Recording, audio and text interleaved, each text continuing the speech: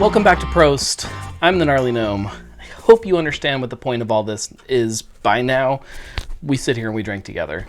Sometimes it's booze, sometimes it's a cocktail, usually it's beer, and there's a beer glass sitting right there in front of me, so guess what? It's beer.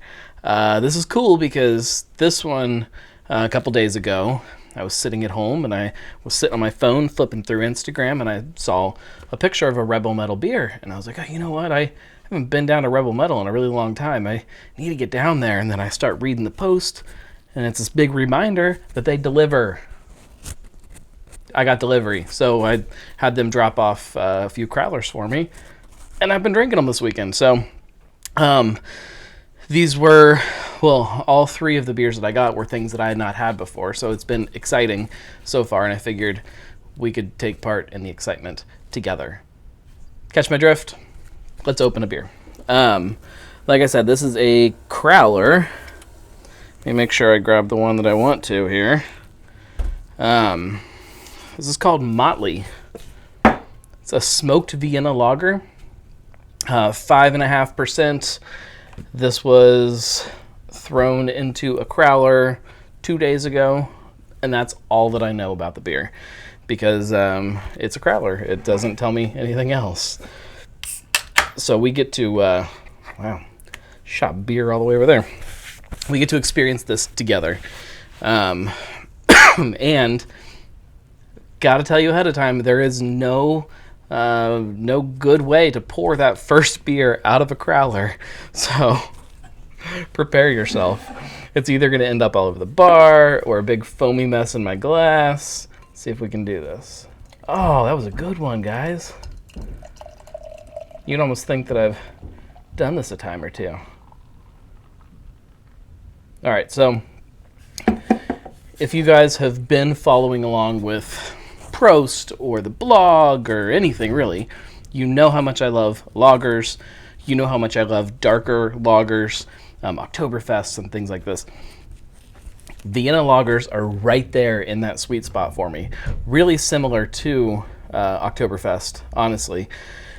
They use Vienna malt, which is a little bit darker roasted malt from the Pilsner malt that here in America we are so familiar with when it comes to Pilsners. When you look at this, it is dark. It's, well, I mean, not, it's amber, darker kind of copper amber color, big, thick, we'll call it off-white head on top. I don't smell tons of smoke, which brings me to another point. Smoked beers, I think when you say smoked beer, people get an image in their head of this huge, overly smoked beer because a lot of... Sorry, my phone's sitting... I hope you guys couldn't hear that. My phone's sitting here because I can control the camera from my phone, and I didn't have it on silent. That's terrible. It's okay. It was just some kind of COVID news. Isn't everything.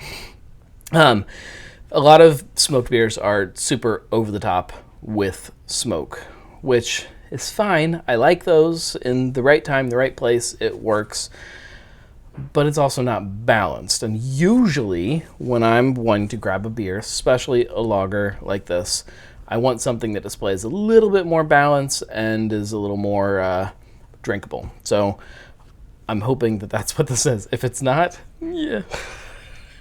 I don't smell it off the top, so I'm assuming it is. Oh yeah, when I get my nose in there, I can definitely get the smoke, though. It reminds me of a little bit of barbecue, okay? There's some smoke beers that smell like standing out next to your smoker while you're making barbecue and the smoke's billowing in your face. This is not that. This is like, it's like going to a barbecue restaurant and sitting in, not even inside the restaurant, like in a little tent outside next to the restaurant. So you get little wafts of smoke coming out, but it's not in your face. I mean, it's in your face. It's there. Yeah, smoky. I get like a nice smoke.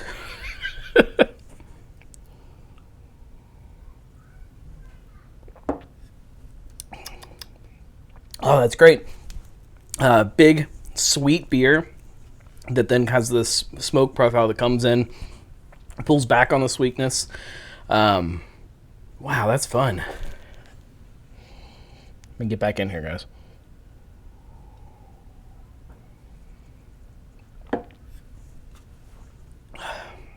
Yeah, make no mistake, this is a smoked beer, but it keeps it all in check with that big sweet kind of base beer that it's all built on. I am really curious about this and kind of maybe the malt profile they used for it, I guess, because that's it's not too big bodied either. It still is crisp and drinkable, refreshing, but smoky and smooth. And yeah, it's perfect for a day like we've been having lately. We've got snow on the ground, but the sun's out. You want something that's refreshing and drinkable, but you want something that kind of, fills your soul a little bit more than a Pilsner or something like that.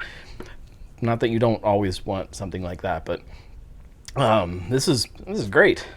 If you guys haven't been down to Rebel Mettle, get down to Rebel Mettle, because they're doing some really fun stuff. They're one of the few places around town that are out of the gate saying we want to focus on lagers. We want most of what we do, 85 or so % of the things on tap, we want to be lagers. And I love it. I am definitely all about it. I think it's in the perfect location for it. It's right downtown, a couple blocks away from Paul Brown Stadium whenever we get real life back. And in Cincinnati, with this German heritage that we have, lagers in our blood, it just takes places to make them for us, and we can be reminded of that.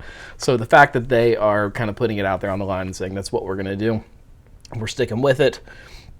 We're going to try different things with our lagers. This is obviously not a normal lager style that you see, but it's fantastic. So go down there, try what they're doing. If you, like me, have a family that makes it difficult to get out of the house sometimes, just get on their website and order some beer. They will deliver it right to your door, and you get to try stuff without having to fight the world and fight life to get out. But do it. Get out when you can. Man, that's great. This is definitely built to pair up next to food.